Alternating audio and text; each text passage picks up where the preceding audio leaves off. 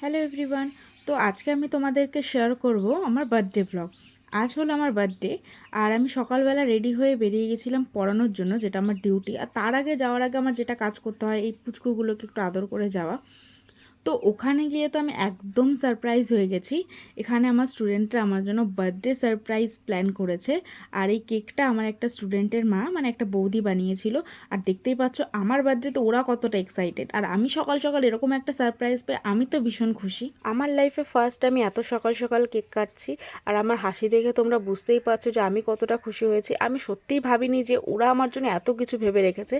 আর আমি এতটাই খুশি ছিলাম যে আগে যে ক্যান্ডেলটা নেভাতে হয় সেটাই আমি ভুলে গেছি। তো তারপরে ওরা আমাকে একটা গিফট দিয়েছে, একটা ল্যাম্প মতো। তোমরা দেখতে পাচ্ছ এটা কতটা সুন্দর, আর আমার খুব পছন্দ হয়েছে। আমার হাসি দেখে বুঝতে পারবে তোমরা।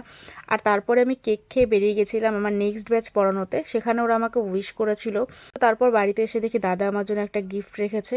তারপর আমি আবার বসে পড়েছি পড়াতে। দেন নর্মাল ডের মতনই বাড়িতে আমি লাঞ্চ করে নিয়েছি।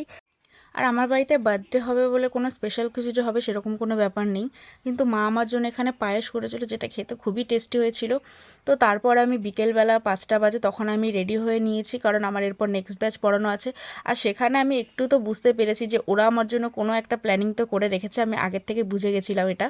তো তারপর আমি রেডি হয়ে গেছি। তোমরা বলো অবশ্য কেমন লাগছে। আর যাওয়ার আগে যেটা আমি বলেছিলাম যে আমার ডিউটি, এটা ওদের একটু আদর করে বেরোনোটা।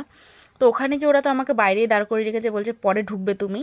আর ওরা নিজেদের হাতে এত সুন্দর করে ডেকোরেশন করেছে, যেটা নিয়ে আমার আর কিছু বলার নেই। আর ওরা তো খুব খুশি, ওরা মানে খুব এক্সাইটেড ছিল আমার বার্থডে নিয়ে। তো আমিও খুব খুশি হয়েছি যে ওরা আমাকে এত সুন্দর করে সারপ্রাইজ দিয়েছে। আমার সারাটা দিন আজকে শুধু ওদের সঙ্গেই কেটেছে, যেটা আমার বাকি নর্মাল ডেতেও কাটে। আর আমি খুব খুশি ছিলাম যে ওদের সঙ্গে আমি আমার দিনটা কাটাতে পেরেছি। তো এখানে দেখো আমার সব স্টুডেন্টরা বসে আছে, ওরা কতটা খুশি আছে, কতটা আনন্দ করেছে। আর তারপর আমার বাড়িতে একটা সারপ্রাইজ হয়েছিল, যেটা আমি তোমাদেরকে দেখাবো নেক্সট ভিডিওতে।